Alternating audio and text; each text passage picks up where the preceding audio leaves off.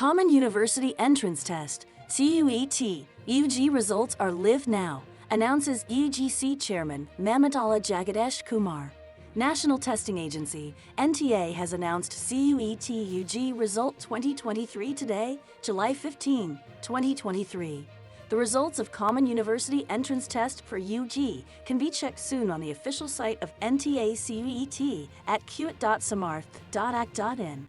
This year, a total of 5685 candidates have scored 100 percentile in English. A total of more than 22,000 candidates score 100 percentile maximum in English. Around 14.90 lakh students have appeared for CUET UG examination that was conducted from May 21 to June 23, 2023 in 9 phases in 387 cities across India and 24 cities outside India.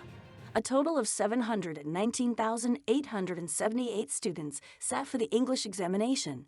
For Hindi, the number of total students stands at 201,439. The answer keys were announced at https://enta.ac.in and haps//cuet.enta.nic. In